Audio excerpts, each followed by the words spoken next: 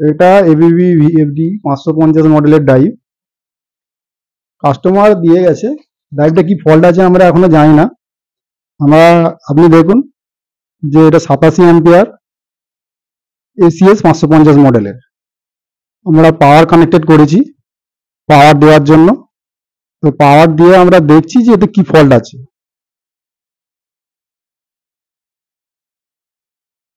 আমরা পাওয়ার দিয়েছি, ড্রাইভটা অন হয়েছে।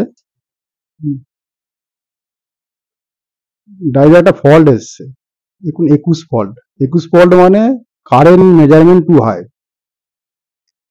তো এটাকে আমরা রেক্টিফিকেশন করব। এরপরে আমরা ক্যাবিনেট খুলে ড্রাইভটা কিভাবে রিপেয়ারিং করা যায়, কোন পোর্টসে রিপেয়ারিং করলে ভিএফডিটা আমরা 21 ফল্ট রিলিজ করতে পারবো, আমরা দেখাচ্ছি।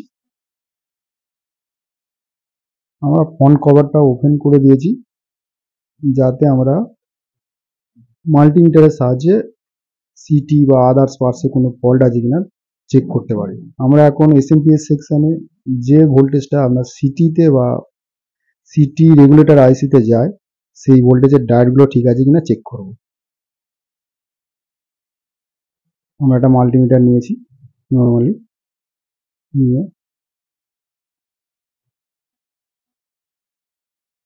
সিটি সাপ্লাই যে ডায়োডগুলো আছে এসএমপিএস এ সেগুলো আমরা চেক করছি। আপনারা দেখুন এখানে আমরা লাগিয়েছি ডায়োডে, দেখুন দেখাচ্ছে 2.75 275। ঠিক আছে, নর্মালি ডায়োডের ভ্যালু এটাই থাকে, তো ঠিক আছে, এটা কোনো শর্ট নেই। সেকেন্ড ডায়োডটা মাপছি, তার ভ্যালু আছে 306, এটা ওকে, এটাও কোনো ডিস্টার্ব নেই। আর একটা ডায়োড মাপছি, এটাও দেখুন 570, এটাও ঠিক আছে। যদি ডায়োড প্রবলেম হতো হয় শর্ট হয়ে যেত, নাহলে ওপেন পোর্শনে চলে আসতো।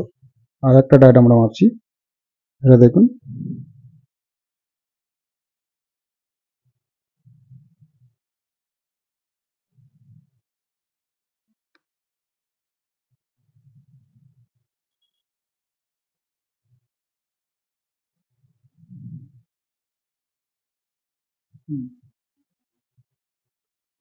আর লাস্ট ডায়োডটা মাপছি, এটা দেখুন। তখন এটা আমি রাশ ছিল বলে ভুল দেখাচ্ছিল, এখন দেখুন 415, মানে ডায়োডটা ওকে আছে, ডায়োডে কোনো প্রবলেম নেই। মানে মেন যে সিটিতে সাপ্লাই যায়, সাপ্লাই সেকশন ওকে, সাপ্লাই কোনো প্রবলেম নেই। আমরা সিটিটা একবার চেক করবো, সিটির কন্টিনিউ কি দেখায়। সিটির 4টে পিন আছে, একটা 15 ভোল্ট প্লাস, একটা 15 ভোল্ট মাইনাস, একটা গ্রাউন্ড আর একটা আউটপুট হয়।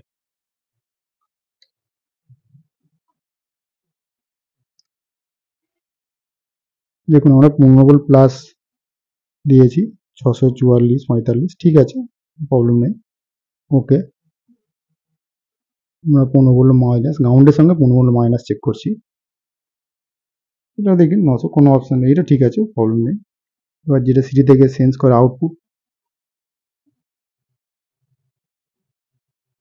এই সিটিটাও প্লাস মাইনাস আমরা চেক করে নিচ্ছি প্রথমে।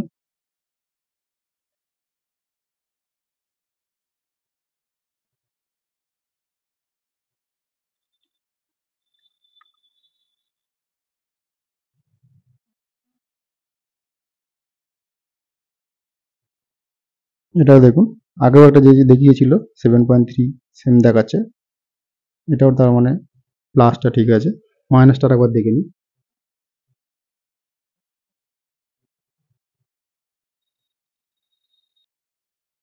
দেখুন মাইনাসে ঠেকিয়েছি, মাইনাসের ভ্যালুটা কত আসছে একবার দেখে নিই। দেখুন মাইনাস হলে ঠিক আছে, তাহলে দুটো সিটি আমার কাছে ওকে আছে। এই সিটি যে সেন্স করে যে আইসি, সেই আইসিটা হলো এখানে বসানো আছে। এই আইসির নাম্বারটা আছে, রাস্ট পড়ে আছে বলে বোঝা যাচ্ছে না, MC33074DG। এই আইসিটা আমরা চেঞ্জ করব। চেঞ্জ করে আমরা দেখাচ্ছি যে এবার ড্রাইভের নেক্সট কন্ডিশন কি আসছে। আমরা কারেন্ট ট্রান্সফর্মার সিটিটা ওকে ছিলাম, ওকে ছিল তা বলেছিলাম, এর জন্য আইসিটা চেঞ্জ করা হওয়ার কথা। আইসিটা চেঞ্জ করেছি, আর আইসি দেখুন আপনারা ভালো করে, আইসিটা চেঞ্জ করেছি। আইসিটা চেঞ্জ করতে একটু টাইম লাগার জন্য আমরা ভিডিওটা স্কিপ করেছিলাম। তো আইসি চেঞ্জ করার পর আমরা কন্ট্রোল কার্ড লাগিয়ে পাওয়ার দিচ্ছি, দেখুন এবার কি রেজাল্টে আসে।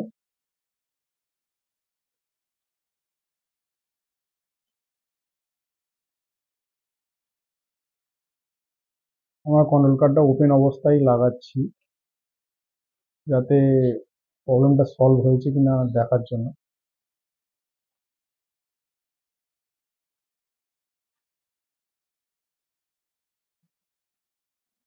কন্ট্রোল কার্ড লাগানো হয়ে গেছে, এবার আমরা পাওয়ারটা অন করছি, দেখি ড্রাইভের কি রেজাল্ট আসে। ড্রাইভটা অন হয়েছে, 0 আছে, ড্রাইভটা হয়ে গেছে, একুশ ভোল্ট চলে গেছে। এবার আমরা কভারটা এঁটে মোটর চালিয়ে আপনাদের দেখাচ্ছি, তার জন্য ভিডিওটা একটু স্কিপ করছি। আমরা মোটর কানেক্টেড করে ফেলেছি, পাওয়ার অন করা আছে। আমরা এবার ড্রাইভটা রান করিয়ে আপনাদের দেখাচ্ছি।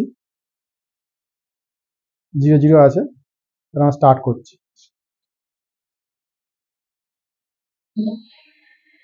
দেখুন ড্রাইভটা স্টার্ট হয়েছে, উপরে আরপিএম এর লেখাটা দেখাচ্ছে ড্রাইভটা কত আরপিএম এ চলছে। এবার আমরা মোটরটা দেখাচ্ছি, মোটরটা কোথায় চলছে। দেখুন মোটরটা এখানে, মোটরটা ঘুরছে। আমরা দেখছি মোটরটা এই অবস্থায় কত আরপিএম নিচ্ছে।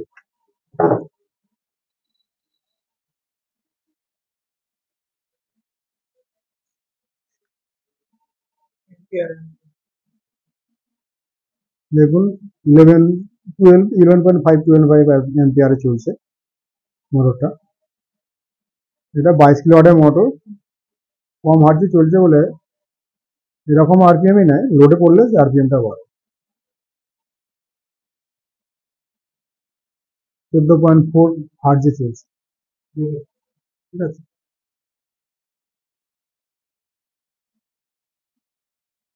আমাদের এই ভিডিওটা যদি আপনাদের ভালো লেগে থাকে লাইক করে দেবেন, আর যদি এই ড্রাইভ সম্বন্ধে আপনাদের কোনো ফল্ট আপনার থাকে বা জানার ইচ্ছা থাকে আমাদের কমেন্টে লিখে জানাবেন, আমরা যথাযথ পারবো চেষ্টা করব যে আপনার প্রবলেমটা সলভ করে দেওয়ার জন্য। জয় হিন্দ।